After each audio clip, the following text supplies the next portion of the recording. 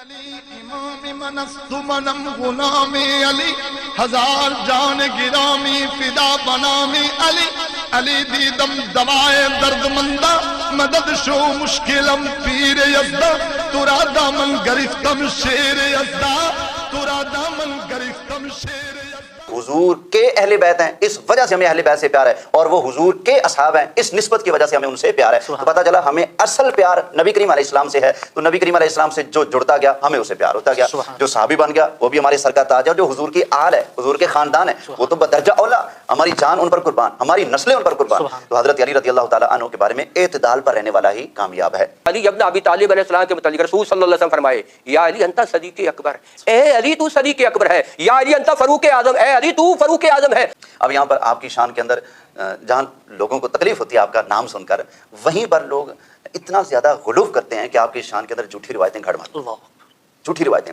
مثلا ایک روایت پڑھی جاتی ہے کہ حضرت علی کرم اللہ تعالی وجہہ الکریم نے ارشاد فرمایا کہ لوگوں میں ہی صدیق اکبر ہوں، میں ہی فاروق اعظم ہوں، کہ حضرت علی نے یہ فرمایا، اور جو شخص میری شان کا انکار کرے گا وہ کذاب ہے، میں ہی صدیق اکبر ہوں۔ یہ پرلے درجے کی جھوٹی روایت ہے، مولا علی کا فرمان ہے ہی نہیں۔ اللہ اب اس جھوٹ کو مولا علی کے کھاتے میں ڈالنے کا مطلب یہ ہوتا ہے کہ سیدنا صدیق اکبر کو صدیق نہ مانو، سیدنا فاروق اعظم کو فاروق اعظم نہ مانو، جبکہ حقیقت تو یہ ہے میرے مولا مشکل کشا حضرت علی کرم اللہ تعالی وجہہ الکریم ارشاد فرماتے ہیں، فرمایا اللہ کی قسم ہے صدیق کا نام لقب صدیق اکبر اللہ نے خود آسمانوں سے اتارا ہے۔ سبحان اللہ۔ یہ حضرت علی رضی اللہ تعالیٰ عنہ کو قسمیں بیان فرما، سمجھ آئے گی نا، قسم بیان فرما رہے ہیں۔ اسی طرح حضرت امام باقر رحمہ اللہ، ان سے پوچھا گیا کیا بندہ کی تلوار کے اوپر بناوٹ وغیرہ بناؤ سنگار وغیرہ کر سکتا ہے؟ کہا جی بالکل کر سکتا ہے۔ دلیل؟ انہوں نے کہا کہ حضرت ابو بکر صدیق نے کیا تھا ایسا، اس وجہ سے ہمارے لیے جائز ہے۔ تو اگلے بندے کو شاید اس سے تکلیف تھی، یہ آپ ان کو صدیق کہتے ہیں؟ فرمایا میں کیوں نہ صدیق کہوں، اللہ اس کی تصدیق نہ کرے جو ابو بکر کو صدیق نہیں کہتا۔ یہ اہل بیت کے امام ہیں، حضرت امام باقر رحمۃ اللہ تعالی علیہ۔ آپ ارشاد فرما رہے ہیں، پتہ چلا حضرت علی کے بارے میں بہت ساری باتیں من گھڑت گھڑی گئی ہیں۔ تو پیغمبر نے پہلے یہ فرما دیا تھا کہ جو دین کے کام میں میرا ساتھ رہے گا وہی میرا جانشین ہوگا، وہی میرا وزیر ہوگا، وہی میرا نائب ہوگا، وہی میرا جانشین ہوگا، اور وہی بلا فصل خلیفہ ہوگا۔ جو پہلی دعوت ذو العشیرہ تھی، سبحان اللہ، یعنی پہلی اسلام کی دعوت تھی، اور وہ اسلام کی پہلی دعوت کا جو آغاز تھا وہ حضرت ابو طالب علیہ السلام کے گھر سے ہوا، سبحان اللہ۔ اور وہاں پر جب آپ نے اعلان کیا کہ دین کے راستے میں جو بھی میرا ساتھ دے گا، اسلام کے راستے میں جو بھی میرا ساتھ دے گا، تو وہ میرا ہاذ اخی، وہ میرا بھائی، و وزیر، وہ میرا وزیر، و وسیع، وہ میرا وسیع، بلا فصل، و خلیفہ بلا فصل، وہ میرا وسیع بھی ہوگا، میرا جانشین بھی ہوگا، میرا وزیر بھی ہوگا، میرا نائب بھی ہوگا، اور میرا بلا فصل خلیفہ ہوگا۔ تو ہر مرتبہ حضرت علی ابن ابی طالب صاحب نے ہاتھ بلند کیا، تو جس رسول نے حضرت مولا شیر خدا علیہ السلام کے ہاتھ بلند کرنے سے، یعنی ایک 10 سال کا بچہ ہے جسے 11 سال بھی کہا گیا، 13 سال بھی کہا گیا، 14 سال بھی کہا گیا، 8 سال بھی کہا گیا، 8 سال کی عمر کے اندر جو اللہ کی وحدانیت اور رسول صلی اللہ علیہ وسلم کی رسالت پر ایمان کا اظہار کرتا ہے، تو پیغمبر نے پہلے یہ فرما دیا تھا کہ جو دین کے کام میں میرا ساتھ رہے گا وہی میرا جانشین ہوگا، وہی میرا وزیر ہوگا، وہی میرا نائب ہوگا، وہی میرا جانشین ہوگا، اور وہی بلا فصل خلیفہ۔ اسی طرح آپ کے بارے میں ایک بات یہ گھڑی گئی بالکل جھوٹی، نام و نشان تک اس کی سند کا بالکل جھوٹی روایت ہے۔ وہ کیا؟ نبی کریم علیہ السلام نے جب اعلان نبوت فرمایا تو آپ نے لوگوں کو جمع فرمایا، تو دعوت رکھی گئی جس کا نام تھا دعوت ذو العشیرہ۔ تو اس موقع پر رسول اکرم صلی اللہ علیہ وسلم نے فرمایا کون ہے جو میرا ساتھ دے گا اور میرے بعد میرا خلیفہ بنے گا، خلیفہ بلا فصل ہوگا، کون ہے ایسا؟ تو حضرت علی کھڑے ہوئے، پھر فرمایا کون ہے ایسا؟ پھر حضرت علی کھڑے ہوئے، فرمایا بیٹھ جاؤ، پھر فرمایا کون ہے جو میرا ساتھ دے گا اور میرے بعد میرا خلیفہ ہوگا؟ حضرت علی پھر کھڑے ہوئے، تو فرمایا کہ ہاں تم میرے بعد میرے خلیفہ بنو گے۔ اب یہ روایت پیش کی جاتی ہے کیونکہ یہ روایت بھی جھوٹی ہے۔ جھوٹی روایت کے بارے میں محدثین کا ارشاد ہی ہے، جو حدیث کے فن کے ماہر ہیں نا، حدیث کے عالم ہیں محدثین، ہاں جی، وہ فرماتے ہیں واتفقوا علی تحریم روایت الموضوع الا مقرونا ببیانہ لقولہ صلی اللہ علیہ وسلم من حدث عنی بحدیث یرى انہ کاذب فہو احد الکاذبین۔ فرماتے ہیں کہ سارے علماء کا اس بات پر اتفاق ہے کہ جو موضوع روایت ہوتی ہے جھوٹی بات ہوتی ہے، ایسے کسی نے چھوڑ دی نہ سر نہ پاؤں، جھوٹی روایت ہوتی ہے، موضوع من گھڑت، وضاحت کیے، بیان کرنا حرام ہے، اگر بیان کرو تو ساتھ وضاحت کرنا ضروری ہے کہ روایت جھوٹی ہے۔ اس طریقے پر بیان کیا جا سکتا ہے، بھائی یہ روایت ہے لیکن ہے کیا؟ جھوٹی ہے، پھر اس کو بیان کیا جا سکتا ہے، وگرنہ ایسی روایت کو بیان کرنا حرام ہے۔ کیوں؟ فرماتا ہے اس لیے کہ نبی کریم صلی اللہ علیہ وسلم کا ارشاد ہے جو شخص مجھ پر جان بوجھ کر جھوٹی روایت فٹ کرتا ہے، مجھ پر میرے بارے میں منسوب کرتا ہے، فرمایا وہ خود جھوٹا ہے۔ یہ کریم آقا صلی اللہ علیہ وآلہ وسلم کا ارشاد ہے۔ اچھا دوسرا، لوگ کم عقلی کرتے ہوئے روایتیں تو بنا لیتے ہیں لیکن یہ نہیں غور کرتے کہ ان روایتوں کو بنا کر ہم کوئی حضرت علی کی شان میں 4 چاند نہیں لگا رہے، الٹا نقصان کر رہے ہیں۔ وہ کیسے؟ یہ دیکھیں نا، یہ روایت جو آپ کے سامنے پیش کی جاتی ہے، نبی پاک علیہ السلام نے فرمایا کون ہے جو میری مدد کرے گا میرا ساتھ دے گا وہ میرے بعد میرا خلیفہ ہوگا. کوئی کھڑا نہ ہوا. کون کھڑے ہوئے؟ حضرت علی. سرکار نے کیا ان کا کھڑا ہونا قبول کر لیا؟ یہ روایت کے اندر تو یہ بھی آیا پڑا نا، فرمایا بیٹھ جا. پھر فرمایا کون ہے جو میرا ساتھ دے گا اور میرے بعد میرا خلیفہ ہوگا. گویا حضرت علی خلافت لینے کے لیے کھڑے ہوگا. فرمایا نہیں بیٹھ جاؤ. پھر بٹھا دیا. تیسری مرتبہ. اس کا نتیجہ تو بھائی جان یہ نکلتا ہے کہ حضرت علی خلافت لینا چاہتے تھے لیکن رسول اللہ دینا نہیں چاہتے تھے. جب دیکھا کوئی اور امیدوار ہے ہی نہیں تو تیسری مرتبہ پر فرمایا چلو ٹھیک ہے میرے بعد تو میرے خلیفہ ہو گئے. یہ رزلٹ نکلتا ہے نا، اتنا خطرناک اس کا رزلٹ نکل رہا ہے. تو سیدھی سی بات ہے جب روایت ہی جھوٹی ہے اس کو بیان کرنا ہی جائز نہیں ہے تو لوگ ان روایتوں کو بیان کرتے ہیں. دعوت ذل شیرہ والی روایت ہوگی اور دیگر اور بھی بہت ساری روایتیں جن کو تو میں نہیں کہہ رہا، آقا حضرت محمد مصطفیٰ صلی اللہ علیہ وسلم کا فرمان ذیشان ہے. آپ فرماتے ہیں کہ اگر ساری کائنات کے دریا سیاہی بن جائیں اور ساری کائنات کے درخت کلمے بن جائیں اور جن و انس حضرت علی ابن ابی طالب علیہ السلام یعنی میرے بھائی کے فضائل لکھنے بیٹھ جائیں تو درخت کی کلمیں ختم ہو جائیں گی، دریا کی سیاہی ختم ہو جائے گی، جن و انس لکھ کر اور حساب کرتے کرتے تھک جائیں گے لیکن علی ابن ابی طالب السلام کے فضائل نہ وہ لکھ سکتے ہیں اور نہ ان کا احاطہ کر سکتے ہیں. حضرت علی کرم اللہ تعالی وجہہ الکریم کی شان و عظمت اتنی ہے سبحان اللہ، جن کو ہمیشہ رسول کریم صلی اللہ علیہ وآلہ وسلم کا قرب نصیب ہوا.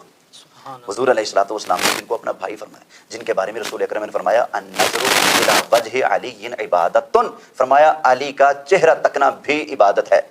جن کی یہ شان ہو، سبحان اللہ، ان کی شان اس چیز کے محتاج نہیں کہ ہم کہیں جی ہم روایتیں گھڑ گھڑ کر اس کو چار چاند لگائیں. رب نے ان کو پہلے اتنا بلند و بالا فرما دیا ہے کہ ہم ان کی شان بیان کرتے جائیں، ہماری زندگیاں ختم ہو جائیں لیکن ان کی شان ختم نہ ہو. اللہ نے پہلے ان کو بڑا بلند رتبہ درجہ مرتبہ عطا فرمایا. یہاں پر ایک اور روایت کا ذکر کر دوں پھر بات ختم کرتا ہوں. ایک بات قرآن حکیم کے اندر اللہ کے بارے میں موجود ہے، قل لو کان البحر مدادا لکلمات ربی لنفد البحر. اگر سارے سمندر سیاہی بن جائیں، اللہ درخت قلم بن جائیں اللہ اور اللہ کے کلمات لکھنا چاہیں، اللہ کی شانیں لکھنا چاہیں، عظمتیں لکھنا چاہیں تو یہ 7 سمندر بھی ختم ہو جائیں، سب کچھ ختم ہو جائے اللہ. لیکن اللہ کے کلمات، اللہ کی عظمتوں کو لکھا نہیں جا سکتا. اچھا اس آیت کریمہ کو لوگوں نے دیکھا اور دیکھ کر ایک جھوٹی روایت پہ گھڑ ماری. وہ کیا جھوٹی روایت؟ وہ جھوٹی روایت یہ کہ نبی کریم علیہ الصلوۃ والسلام نے ارشاد فرمایا اے علی تمہاری اتنی شان ہے اتنی شان ہے اتنی شان ہے کہ اگر 7 سمندر سیاہی بن جائیں، ساری دنیا کے درخت قلم بن جائیں اور سارے فرشتے جن و انس بیٹھ کر تمہاری شان کو لکھنا شروع کر دیں تو تمہاری شان ختم نہیں ہوگی. بھائی ٹھیک ہے مولا علی کی شان خدا کی قسم بہت زیادہ ہے، ہماری عقلیں کم ہیں، مولا علی کی شان بہت بلند ہے لیکن اس کے لیے جھوٹی روایتوں کا سہارا لینے کی ضرورت ہی کیا ہے؟ اللہ سمجھ آ گئی نا. حضرت علی کو میرے مصطفیٰ کریم علیہ السلام نے جب اپنا لعاب دہن عطا فرمایا، اس سے بڑھ کر اور کیا چاہیے؟ جنہوں نے آنکھ کھولی پہلی نظر چہرہ ودھا پر پڑی، اس سے بڑھ کر اور کیا چاہیے؟ جنہوں نے اسلام لانے میں تعامل نہ کیا، حضور نے جیسے دعوت دی فوراً قبول کر لیا، نہ معجزہ مانگا، نہ کرامت مانگی، نہ ٹائم مانگا، کچھ بھی نہ مانگا، فی الفور کہا جی کلمہ پڑھائیے، ہمیں بھی اپنی غلامی میں قبول کیجیے. وہ حضرت ابوبکر، وہ حضرت علی، دونوں کی یہ شان ہے جنہوں نے بغیر کسی تعامل کے کلمہ پڑھا ہے، جن کی یہ شان ہے کہ جیسے حضور نے اپنا فیض کا وہ دروازہ کھولا تو پہلا گھونٹ بھرنے والے حضرت علی بھی ہیں، حضرت ابوبکر صدیق بھی ہیں. تو جن کی اتنی عظمت ہے ان کی عظمت بیان کرنے کے لیے کسی جھوٹی روایت کا سہارا لینے کی ضرورت ہے؟ مجھے تو سمجھ نہیں آتی، لوگ پتہ نہیں کیوں بیان کرتے ہیں. اللہ اکبر.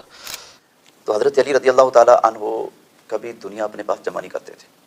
آپ نے ہمیشہ دنیا کو دھکا دیا. آپ کے بارے میں تو آتا ہے آپ شام ہوتی نا جب عشاء کے وقت تو آپ فرماتے دنیا چل ٹل جا مجھ سے، میں نے تجھے 3 طلاقیں دے کر فارغ کر دیا. اللہ دنیا کو آپ دھکا دے چکے تھے. اچھا سوچنے کی بات ہے حضرت علی تو دنیا کو دھکا دیں اور لوگ کہتے ہیں کہ خاتون جنت حضرت فاطمہ الزہرا سلام اللہ تعالی علیہا چھوٹے سے باغ کے ٹکڑے کی خاطر عدالتوں کے دھکے کھاتے پھر رہی تھی. مجھے تو سمجھ نہیں آتا، خاندانی رسول ہو اور دنیا کا طرف بغیر ہو، دنیا کے مال کے پیچھے ایسا کرے. بالکل اللہ نے ان کو پاک کر دیا نا. جب پاک کرنے کا مطلب یہ کہ پلیتی، گندگی، دنیا کی محبت، دنیا کی الفت، دنیا کی چاہت، ایسی کوئی بھی چیز ان کے قریب نہیں آ سکتی. چوتھی صاحبزادی بھی حضرت فاطمہ الزہرا، وہ بھی چوتھے نمبر پر، یہ بھی چوتھے نمبر پر. اور مولا علی خود فرماتی ہیں، فرمایا من لم یقل انی رابع الخلفاء فعلیہ لعنت اللہ، فرمایا میں چوتھا خلیفہ ہوں، جو مجھے چوتھا نہ مانے پہلا کہے گا اس پر اللہ کی لعنت ہے. حضرت علی کہتے ہیں. اللہ اکبر. لوگ پتہ نہیں مولا علی کی بات کو مانتے ہی نہیں اور کہتے ہیں نہیں جی آپ پہلے، آپ خلیفہ بلا فصل ہیں. وہ فرماتے ہیں جو مجھے چوتھا نہ مانے اس پر اللہ کی لعنت ہے. لوگ کہتے ہیں نہیں جی آپ ہیں پہلے. تو ان کی جنگ ڈائریکٹ مولا علی سے چل رہی ہے. بھائی سوچنا چاہیے لوگوں کو. 3 دن اپنی بھوک کاٹ کر روزے رکھے اور وہ جو کچھ کھانے کا سامان تھا سارا اللہ کے نام پر دے دیا. اللہ کو اتنا پسند آیا، اللہ نے قرآن حکیم کی مسلسل 11 آیتیں ان کی شان میں نازل فرما دی. سبحان اللہ. اچھا ہم کسی کے ساتھ نیکی کریں نا، ہمارے دل میں تڑپ ہوتی ہے، تمنا ہوتی ہے کہ کیا شکریہ تو ادا کرنا چاہیے اس کو. جی جی. اگر نہ کرے تو ہم کہتے ہیں یار دیکھو نا یار یہ کیسا بندہ یار, شکریہ تک نہیں ادا کیا. ہم شکریہ تو ادا کریں نا, ہم یہ تما رکھتے ہیں, لیکن ان کی شان سبحان اللہ. اللہ فرماتا ہے لا نرید منکم جزاء ولا شکورا, یہ کہتے ہیں ہم نے سب کچھ اللہ کے لیے کھایا ہے, ہم اگلے سے نہ شکریہ کے طالب ہیں نہ کسی قسم کی جزا کے طالب ہیں, یعنی محض اللہ کی رضا کے لیے کھانا کھلاتے ہیں پلاتے ہیں. تو حضرت علی رضی اللہ تعالیٰ عنہ نے ہمیشہ حضور علیہ الصلوۃ والسلام کی محبت میں حضور علیہ السلام کے دشمنوں کا قتل کیا ہے. تو آقا علیہ السلام سے بڑا پیار کیا کرتے تھے حضرت علی رضی اللہ تعالیٰ عنہ. لوگوں نے بہت زیادہ متنازع بنا دیا ہے, جنگوں کے نقشے بنا کر پیش کیے جاتے ہیں کہ یہ خلفاء ثلاثہ تھے, یہ حضرت مولا علی تھے, ایسا کچھ پیش کیا جاتا ہے. تو اس حوالے سے میں عرض کر دوں, ایک ہی ہمارے پاس کتاب ایسی ہے جس پر ساری جماعتوں کا اتفاق ہو سکتا ہے, وہ کتاب ہے قرآن حکیم. سبحان اللہ. کوئی اور ہو کہے کہ جی ہماری کتابیں مانیں, میں کہوں جی آپ کی کتابوں پر میرا دل نہیں مانتا, میں نہیں مانتا. وہ کہے گا آپ کی کتابیں میں نہیں مانتا, میں کہوں گا میں آپ کی کتابیں نہیں مانتا. تو میں پوچھوں گا قرآن تو مانتے ہو نا, جو اپنے آپ کے اوپر مسلمانوں والا ٹائٹل سجا کر رکھتا ہے کہ میں مسلمان ہوں, مومن ہوں, قرآن سے تو نہیں نہ بھاگ سکتا, قرآن کو تو مانے گا. لوگ عداوت کی باتوں کا منظر پیش کرنا چاہتے ہیں, تو میں محبت کی بات جو لکھی بھی قرآن میں ہے. بسم اللہ الرحمن الرحیم. فرمایا وَنَزَعْنَا مَا فِي صُدُورِهِم مِّنْ غِلٍّ إِخْوَانًا عَلَىٰ سُرُرٍ مُتَقَابِلِينَ. اللہ فرماتا ہے کہ ہم نے ان کے دلوں میں سے کھینچ لیا ہے. سبحان اللہ. کیا؟ غل, کینہ, بغض, حسد, کوڑ, یہ چیزیں اللہ نے ان کے دلوں کے اندر سے کھینچ لی ہیں. بنا کیا دیا ہے؟ فرمایا اخوانا, بھائی بھائی بنا دیا. پہلے عداوتیں تھی سو تھیں, جب تک سرکار تشریف نہیں لائے تھے لوگوں کے معاملات لڑائی جھگڑے بہت زیادہ تھے, لیکن آقا علیہ السلام جب تشریف لائے تو حضور علیہ الصلوۃ والسلام کی تشریف آوری کی برکت کی وجہ سے ان کے دلوں کے اندر جو حسد, بغض, کینہ, لڑائیاں جھگڑے تھے سب کچھ رفع دفع ہو گیا. اب اللہ کے محبوب علیہ السلام نے ان کو بھائی بھائی بنا دیا, اور قرآن بیان کرتا ہے وَنَزَعْنَا مَا فِي صُدُورِهِم مِّنْ غِلٍّ إِخْوَانًا, ان کے دلوں کے بغض کینے کھینچ کر پاک صاف کر کے ان کے دلوں کو ان کو بھائی بھائی بنا دیا ہے. صرف دنیا کے اندر ہی نہیں, فرمایا آگے بھی اخوانن علی سرر متقابلین, جنت کے اندر تکیے لگا کر آمنے سامنے بھائی بھائی بن کر بیٹھے ہوں گے. نبی کریم علیہ السلام کی وفات ہوئی.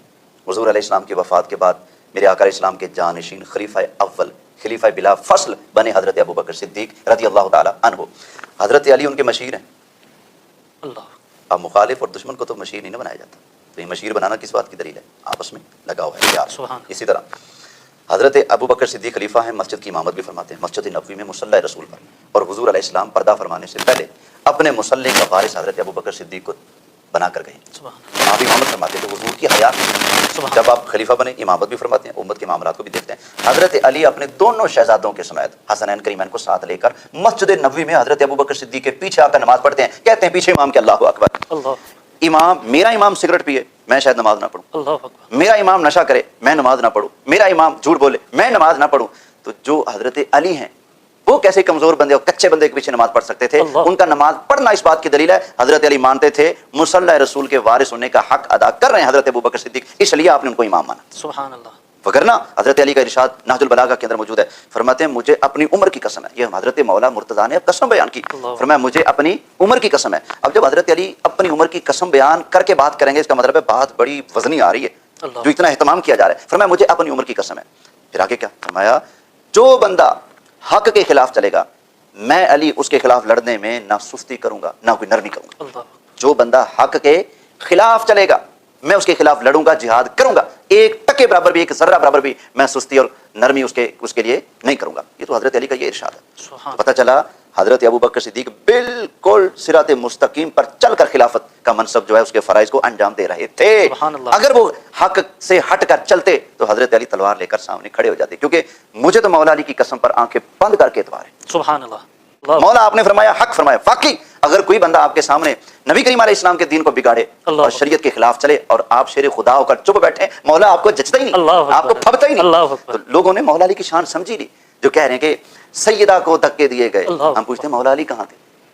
کہتے ہیں جی حضرت ابو بکر صدیق کی بیعت کرانے کے لیے حضرت فاطمہ الزہرا کے اوپر دروازہ گرایا گیا, ان کا بیٹا تک قتل کر دیا گیا. ہم کہتے ہیں بھائی اس طرح کے معاملات میرے علی کی طرف منسوخ کر رہے ہو, جو یہ کہہ رہے ہیں کہ مجھے اپنی عمر کی قسم ہے, اپنی زندگی کی قسم ہے, جو بندہ حق کے خلاف چلے گا, پنجابی میں کہوں کسے ماں نے لال نہیں جمیا جڑا علی نو ڈک سکے اس کے خلاف لڑنے کے. تو مولا علی تو جھوٹی بات کر نہیں سکتے, سچی بات ہے یقینا. تو اسی طرح حضرت ابو بکر صدیق کے بعد حضرت عمر خلیفہ بنے. مولا علی پیچھے نمازیں پڑھتے رہے, اور نہج البلاغہ کے اندر لکھا موجود ہے حضرت عمر ایک جنگ کے موقع پر مسلمانوں لشکر کی قیادت فرمانے کے لیے خود تشریف لے جانے لگے تو حضرت علی نے مشورہ دیا نہ جی نہ، آپ مسلمانوں کا قیمتی اثاثہ ہیں، اگر آپ چلے گئے پیچھے مدینہ خالی ہو جائے گا، دشمن خالی سمجھ کے حملہ کر دے گا، آپ نہ جائیں۔ تو حضرت علی کو حضرت عمر سے پیار تھا تو وہی روکا نا، سبحان اللہ، وگرنہ اگر دل کے اندر کچھ ہوتا بغض تو کہتے ٹھیک ہے جاؤ مینوں کی، لیکن آپ نے ایسا کچھ نہیں کہا، اور آپس میں بڑا پیار تھا، بڑی محبت تھی۔ ایک اور مقام سے قرآن حکیم سنیے، اللہ تعالیٰ ارشاد فرماتا ہے وَاذْكُرُوا نِعْمَةَ اللَّهِ عَلَيْكُمْ، اللہ کی نعمت کو یاد کرو۔ کون سی نعمت؟ فرمایا اِذْ كُنْتُمْ أَعْدَاءً، پہلے تم جب دشمن تھے، پہلے لڑائیاں کرتے تھے، اللہ کی نعمت کو یاد کرو۔ فَأَلَّفَ بَيْنَ قُلُوبِكُمْ، اللہ نے تمہارے دلوں میں میل جوڑ پیدا کر دیا ہے، الفت ڈال دیا ہے۔ فَأَصْبَحْتُمْ بِنِعْمَتِهِ إِخْوَانًا، پہلے لڑتے تھے لیکن اب اللہ کی نعمت سے تم آپس میں بھائی بھائی بن چکے ہو۔ تو لڑنا جھگڑنا یہ پہلے کی باتیں ہیں، اب کیا ہے؟ فَأَصْبَحْتُمْ بِنِعْمَتِهِ إِخْوَانًا، اللہ کی مہربانی سے آپس میں بھائی بھائی بن چکے ہو۔ یہ قرآن پڑھ رہا ہوں۔ اسی طرح ایک اور مقام پر ارشاد فرمایا 26واں پارہ ہے، فرمایا محمد الرسول اللہ، محمد صلی اللہ علیہ وسلم اللہ کے رسول ہیں، والذین معہ اشداء علی الکفار رحماء بینہم، اور نبی کریم علیہ السلام کے جو ساتھی ہیں وہ کافروں پر بڑے سخت ہیں اور آپس میں بڑے مہربان ہیں۔ تو صحابہ اور اہل بیت آپس میں بہت مہربان ہیں، آپس میں محبت کے رشتے ہیں۔ حضرت مولا علی رضی اللہ تعالیٰ عنہ کی بارگاہ میں خوب خوب نذرانہ عقیدت، نذرانہ محبت پیش کیجیے، کیونکہ یہ عام ہستی نہیں ہے، یہ وہ ہستی ہیں جن کے بارے میں نبی کریم صلی اللہ علیہ وآلہ وسلم نے ارشاد فرمایا علی کا چہرہ تکنا عبادت ہے، علی کا چہرہ تکنا عبادت ہے، اور ایک جگہ فرمایا علی کا ذکر بھی عبادت ہے، سبحان اللہ، جن کا نام لینا عبادت، جن کو دیکھنا عبادت۔ تو ایسی ہستی کی بارگاہ میں جب آپ اِیصال ثواب کا اور محبت کا تحفہ پیش کریں گے تو انشاءاللہ وہ بھی سخی گھرانہ ہے، بڑا لجپال گھرانہ ہے، آپ کو محروم نہیں کریں گے۔ جب آپ محبت فرمائیں گے تو لجپال بھی پھر اپنے غلاموں کو نوازتے ہیں، محبت فرماتے ہیں۔ حل جزاء الاحسان الا الاحسان، احسان کا بدلہ احسان ہے۔ ہم ان پر احسان تو کر نہیں سکتے، ہم غلام ہیں، ہم محبت کا عقیدت کا تحفہ پیش کر سکتے ہیں، تو انشاءاللہ اس کے بدلے میں قیامت والا دن آئے گا تو ہمارا بازو پکڑ کے وہ جنت میں داخل کریں گے۔ سبحان اللہ۔